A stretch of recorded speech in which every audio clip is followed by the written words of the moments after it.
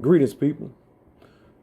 Hopefully, everybody is doing well in spite of, and hopefully, everyone is weathering these mental, physical, and spiritual storms that's in our lives at this particular time. Today, I want to speak on the counterintelligence program, or COINTELPRO, and reparations. And what I want to say about the counterintelligence program, I want to say that it's real. It's real. It ain't just something that took place in the 60s or something that took place with our prominent black organizations of the past. It's something that's taking place today. Just speaking on here in Nashville, in the past 2 months, we have had a Christmas bombing on Christmas Day in downtown Nashville, a bombing. And also we have had multiple people picked up and charged federally for storming the nation's capital. That's what we've had here in Nashville, Tennessee. However, if you read the press clippings, or if you listen to some of the powers that be, they will have you believe that Gideon's army is the terrorists and the extremists. That's what counterintelligence look like, man. That's what COINTELPRO look like. And it's alive and well here in Nashville. However, I'm not going to spend a whole lot of time just speaking on that, but I'm pretty sure you all get my point. But what I want to speak on today is reparations. And I want to give my call for what reparations should look like for people like myself, being a convicted felon. Because everybody who are in the forefront don't speak for convicted felons, or don't speak for the vulnerable community. And that's what I want to do. And I definitely don't consider myself suffering from imposter syndrome. So I do think that I am certified to speak on what I'm about to speak on. And the first thing that I would like to ask for in my reparations is I want our communities free of white police officers. I want my community free of white police officers. And the reason why is because we tired of white police officers coming to our communities and then killing a community member, all because they said that they feared for their life or they were scared. That has been the calling card for any officer that do kill a community member, or the talking point is I fear for my life. However, when you look deeper into the situation, it seems as if it's an incentive to come to our community and kill if you're a white police officer. Because in most cases, when one of our community members are murdered by a police officer or someone who is white, most of the time they don't get charged. And if they do get charged, they come out of the whole situation being millionaires, or being supported by so many GoFundMe accounts to where they get the top lawyers, which somebody tell me how Andrew Delke is able to afford the attorney that he have, unless, you know what I'm saying, the bill is being footed by the Fraternal Order of Police. Because I know on his salary, he definitely don't have the type of money to pay for the lawyer that he have, and that's what take place in most of these officer-involved shootings.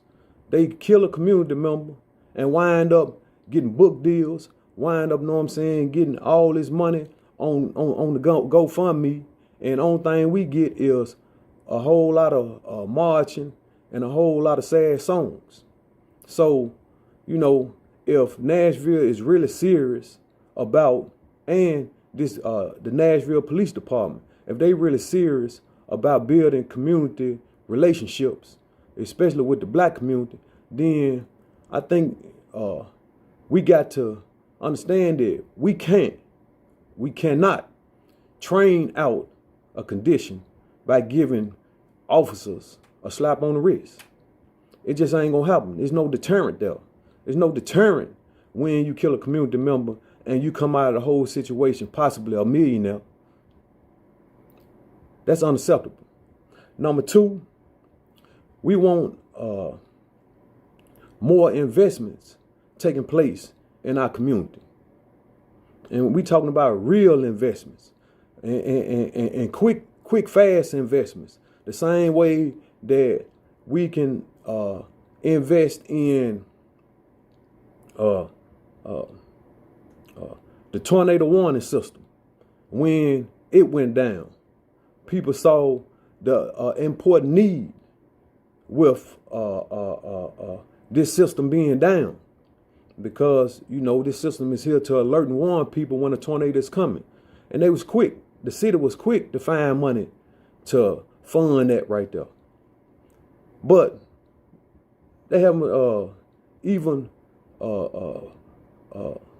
completed the body cameras of the police officers. They haven't even, know what I'm saying,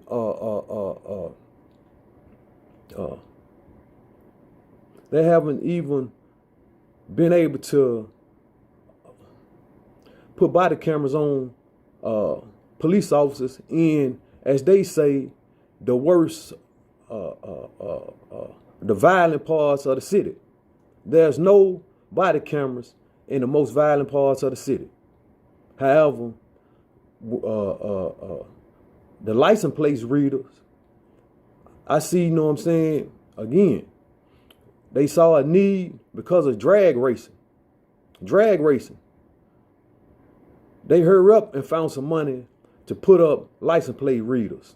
But with these homicides taking place, or a lot of different harmful, or a lot of extreme conditions that plague our communities, we drag our feet. We definitely don't move like we move for the tornado warning system or for the license plate reader. So I ask that this city move fast the same way they moving, or they move for the tornado warning system and for these license plate readers. Move swift and fast like that for taking care of these extreme conditions that plague most of our communities here in Nashville, in particular the black community. Number three, I want our brothers and sisters behind enemy lines serving lengthy sentences to have an opportunity to be released or to receive a hearing pertaining to early release after demonstrating positive conduct and rehabilitation over a period of time that reflects evolution and growth. Yes,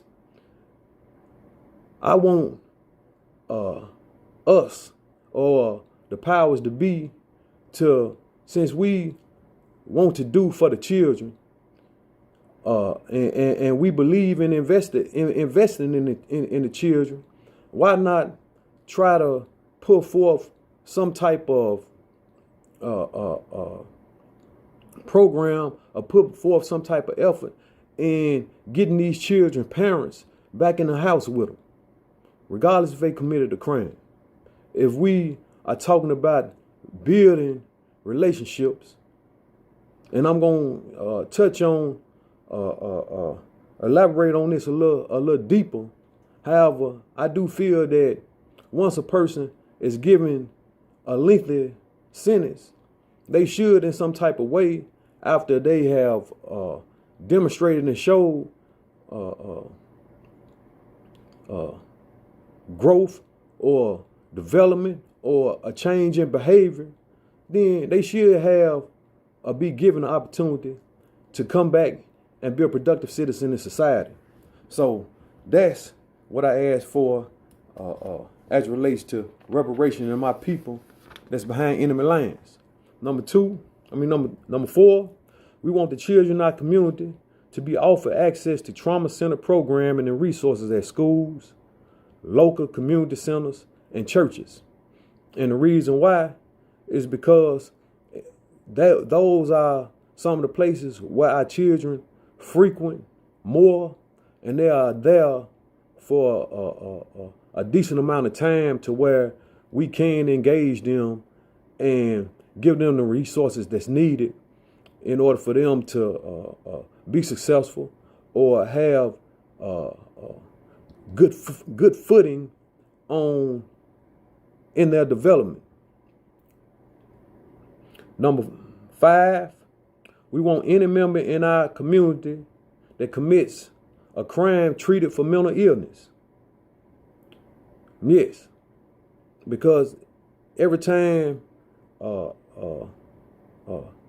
someone in a dominant culture catch a charge, the first thing that they go to is mental illness or some type of mental treatment or some type of mental issues that they were suffering from. And I feel that if you black, and especially when you coming from some of these impoverished conditions, that you are suffering from some type of mental illness or mental trauma. And I feel that we should have that looked into anytime one of our community members are arrested.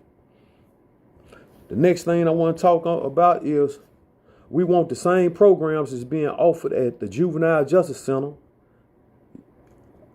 and adult institutions to educate and develop our people offered to our people in the community before they go to prison. Yes. When we spend so much money on prisons and programs inside of prisons, but yet we don't invest any of this type of money or any of these type of resources in the community before our people have to have an encounter with the criminal justice system. It's sad, and that is not being proactive. That's being reactive. And I feel that we should be more reactive in having more programs offered out here in society instead of waiting till individuals are incarcerated. Giving people access to these type of things with the right structure in place will definitely cut crime and people's chances of having an encounter with the criminal justice system dramatically. However, again, we must invest in the community.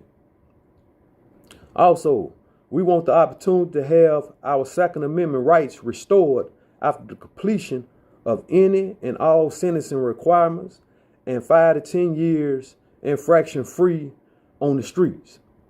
And some of our white brothers and sisters should want to get on board with this, because everybody that went into that stormed the Capitol on January the 6th, everybody that went up through there are going to lose their gun rights. You're going to lose your gun rights because that was a federal offense and a felony. So once you are convicted of a felony, you will lose your right to bear and own a firearm.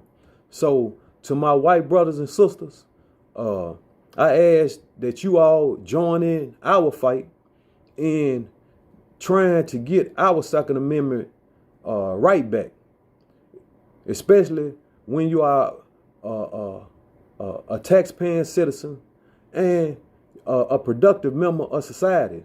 If you have committed a crime and you paid your debts to society, you should be able to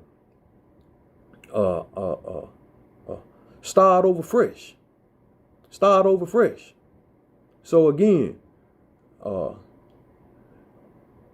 we would like to have our Second Amendment rights restored after completing our sentence and all of our sentencing obligations, and after we have shown that we are productive members of society and tax-paying citizens. Also, We want anybody in the African American community that has a felony conviction for drugs pardoned or have their convictions eliminated. And I say that because history have shown us that this government played some type of role in introducing crack cocaine and drugs into the black community. So being that our government was some type of conspirator in putting this poison or putting these drugs in our community, and in which it gave us access to selling these drugs and using these drugs, in which also brought upon us being convicted for crimes, we should have our convictions expunged, and we should be pardoned for those offenses. And if your first crime was for a drug offense, and then later on you caught a gun offense, who's to say that that drug offense didn't send you down a path, a crime, because you had a felony conviction? And by you being convicted of a felony, it hindered probably you going to college, or it probably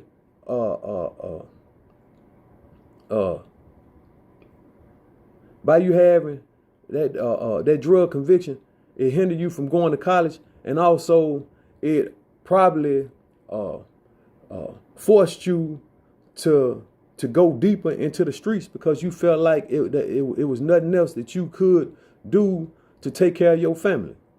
So again, we want everybody who got a drug case or their first crime was a drug case, we want all of their charges or all of their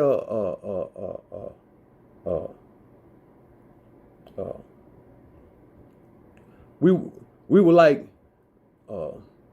everyone to be pardoned, since the government did play a role in introducing drugs into the black community. Also, we want all student, well, let me stop saying we, and I'm going to say I before people take offense to saying that ain't what they want. I want all student loans for African Americans waived and eliminated, and also all child support payments waived and eliminated, especially if the father is playing some type of role in the child's life. Now, we're not talking about just deadbeats or people who don't have no type of involvement and ain't tried to have no type of involvement in the child's life. Now, we talking about men and women who are out here, who are paying child support, that feel as if this child support is hindering them from being able to save money or being able to get a good job, because in most cases, most of the money that they receive from their checks is being taken from them. The same way with student loans.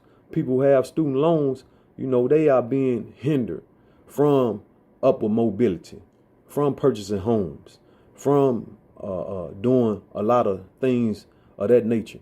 So again, we want student loans, or I want student loans for African Americans waived and eliminated, and child support payments waived and eliminated.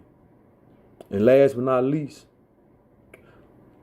I want all African Americans with a solid plan granted a business loan to start a business. Yes, we want all African Americans, if they got a solid business plan, to be able to go to banks and get loans. We've saw this throughout 2020, how this government is able to print money and give money. And up under the PPP or whatever the case may be, we know a whole lot of big time corporations stole a whole lot of money. And you know, it is what it is. Anytime that amount of money is being spent, people gonna take advantage of the system. However, we ask that the same way that people were allowed to receive money for their businesses, we ask that this government set aside some money for African Americans who have a solid business plan to to be able to go to the bank and get some money to start and create a business. Yes. And with all this that I spoke on as relates to reparations, which is what we need, you can see that none of this, or most of this, can be done without the American people even knowing. Should none of this cause an uproar, all this can be done with just the stroke of a pen, and nobody wouldn't even know. Wouldn't nobody know if my felony conviction was eliminated? Would nobody know if a person was taken off child support? Would nobody know if a person's student loans was forgiven? Would nobody know any of the things that I brought up ever took place unless the person said something about it? That's how easy it is for this government to give these reparations that I asked for.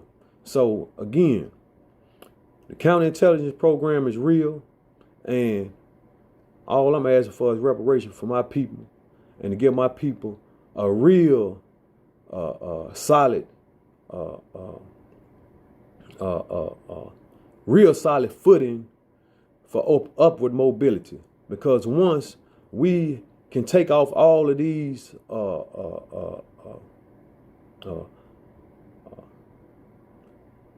take off all of the things that has been placed on us to stop us from achieving the American dream, once we can strip away all those type of things, then the money is gonna come. So y'all can keep y'all money, just give us justice. That's all. Power to the people.